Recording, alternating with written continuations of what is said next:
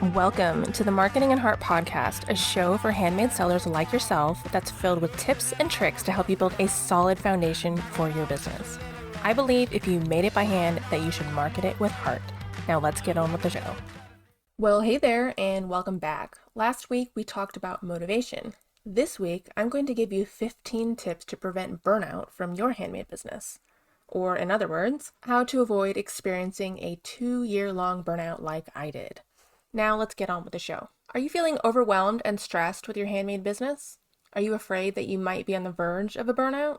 If so, don't worry, you're not alone. In this episode, I will share 15 tips to prevent burnout for handmade businesses. These are tips based on my own experience as an Etsy seller and creative entrepreneur. I hope they help you to reduce stress and regain passion for your business. Tip 1, take a break. One of the best ways to prevent burnout is to take a break. This might mean taking a day off, going on a weekend getaway, or even just taking a few minutes to yourself every day. Just breathe. Trust me, I know that's easier said than done, but it's really important to make time for yourself, or you'll eventually crash and burn. Take it from someone who has crashed and burned for an entire 2 years. It's okay to clock out mentally, physically, and emotionally from your shop. As creatives, we tend to let our work consume us, and sometimes we don't even notice until it's too late. I don't know about you, but I love taking the opportunity to play some Stardew Valley. And between you and me, no one will really notice if you want to sit on the toilet longer, just saying. Tip number 2, set some boundaries. This goes hand in hand with taking a break. You need to set boundaries for yourself and your handmade business, and even for your customers. For example, I know that I need to stop working at a certain time each day so that I can have some downtime. If I don't, I'll end up working until 2 a.m. and then be miserable the next day. Similarly, I know that I need to take weekends off and not check my email, because if I don't, I'll get overwhelmed and stressed out. It's important to be realistic with yourself and set boundaries that you can actually stick to. Take it one step at a time and start small. Perhaps set some business hours that you can respond to customers' messages so you're not checking and responding every 5 minutes when you should be using that time in other ways. 3, delegate tasks. This is another great way to prevent burnout. Delegate tasks to other people, whether it's family members, friends, or virtual assistants. I'm a big believer in delegation. It's one of the best ways to free up your time and energy so that you can focus on what's important. Don't be afraid to ask for help. Friends and family are usually more than happy to help out, and if you're feeling overwhelmed, a virtual assistant can be a great solution, even for super small tasks. If other humans aren't an option for you, try machines, be it production tools for your handmade product or virtual automation tools. Find a way to systematize and automate literally everything you can. As an introvert, I'm on team machine. Tip 4, take care of yourself. This is another important one. You need to take care of yourself if you want to prevent burnout. This means eating well, getting enough sleep and exercise, and relaxing your mind. Morning stretches work wonders. I'm not gonna lie, this is a lot harder than it sounds, especially when you're first starting out with your handmade business and you're working a normal job, or you're a stay-at-home mom or dad. It's so easy to let your health and wellness take a backseat. But it's really important to make time for yourself, even if it's just 10 minutes a day.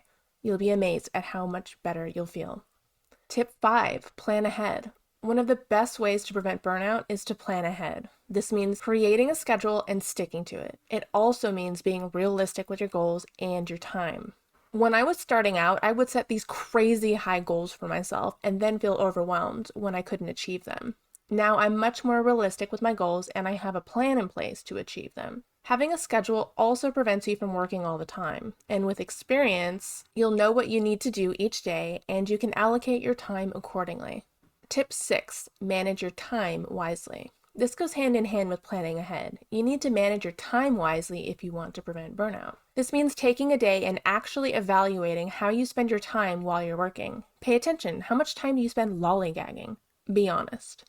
Don't worry, I have a tendency to lollygag a lot too. Tip 7, take care of your mental health. This is a big one. Taking care of your mental health is just as important as taking care of your physical health. If you're feeling overwhelmed, stressed, or burnt out, it's time to take a step back and assess what's going on. Maybe you need to take a break from your handmade business, social media, etc. It's important to find what works for you and not be ashamed to ask for help if you think you need it. Tip number 8, take time for yourself. Along the same lines as taking care of your mental health, you need to take time for yourself. This means doing things that make you happy and help you relax. For me, this means going for walks, spending time with my family and Klaus, my cat, playing some Nintendo Switch. Find what works for you and make sure you schedule it in. You will be glad that you did. Sometimes doing the absolute most mindless crap, like playing games on your phone while you sit in bed all day to relax and rejuvenate, can do wonders. But if it comes to this point, that's a sign burnout is right around the corner, so take that for the warning that it is. Tip 9, do not be afraid to ask for help. This one goes hand in hand with asking for help from friends and family. If you're feeling overwhelmed, reach out to them for taking on more roles in the household. If friends and family aren't an option, there are also plenty of resources out there like online courses, communities that can help you get on track to taking some of the load off while you try to manage your business. If finding community is your style, I'd love to have you join mine. Shameless plug time. Go to community.marketingandheart.com, and it's not Facebook either, so that's a plus. Tip 10, take care of your body. This one is so important, especially when you're starting out. When you're running a handmade business, it's easy to let your health and wellness take a backseat. But if you want to prevent burnout, you need to take care of your body. This means eating well, getting enough sleep and exercise, and relaxing your mind. If you need to sit, go to the bathroom, drink water, eat for the love of all that is good, freaking do it. Don't wait until after you've put your body into stress. The key here is to prevent that stress from even happening. I know from experience how easy it is to completely forget to eat and drink because I was so caught up in work. This is not okay. It's important to do what your body needs and to not be ashamed to ask for help if you think you need it. 11, set realistic expectations of yourself. It's important to set realistic expectations when running your handmade business. Don't expect to work 12-hour days, 7 days a week, and think you can keep going on like that forever. It's okay if all you did was scratch off one item on your daily to-do list. That alone is an accomplishment. As handmade businesses, we wear all the hats. We have so many tasks to do that when you think about it, it's pretty abnormal. We are essentially the jack of all trades. Number 12, know your limits. It's important to know your limits. If you're feeling overwhelmed, it might be time for a break. Take some time for yourself, even if it's just an hour or two each day. Working yourself until you're starving, dehydrated, or ready to collapse from exhaustion, but you didn't even notice because you were so caught up in your work, is not knowing your limits. 13, know when to stop working. Similar to knowing your limits, it's important to know when to stop working. Just because you can work all night doesn't mean you should. It's important to set some time aside for yourself each day and each week where work is not allowed.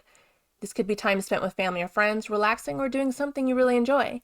The key here is not getting near exhaustion. Hint, hint. Number 14, take a freaking break. And I'll say it again, take a break. Speaking of breaks, it's important to take them. I already mentioned this, but it's worth mentioning again. Breaks can be anything from 5 minutes to a few hours or even days if you're on vacation, and please take the damn vacation. The key is to make sure that you're taking time for yourself and not just working all the time. This will help prevent burnout and overwhelm. And lastly, number 15, sleep well. This is probably the most important tip of all. If you don't get enough sleep, you won't be able to function well the next day. You'll be tired, grumpy, and just overall unpleasant to be around. Not to mention, you won't be able to work as efficiently. Make sure you're getting a good amount of sleep each night. 7 to 8 hours is ideal so that you can be your best self the next day. Burnout is a real danger for handmade business owners, but it's not inevitable. By following these tips, you can reduce your chances of experiencing burnout and keep your business running smoothly. And speaking of burnout prevention and more shameless, but sorry not sorry self-promotion, let's talk email and social media marketing and how you know you need to do it. Save yourself the exhaustion and stress of figuring it out all on your own and take my free workshop, the Marketing and Heart Content Plan. Go to heart.com to learn more. You can't miss it. Thank you so much for listening. If you're looking for more ways to grow your handmade biz, why not head over to my website at www.marketingandheart.com. See you there.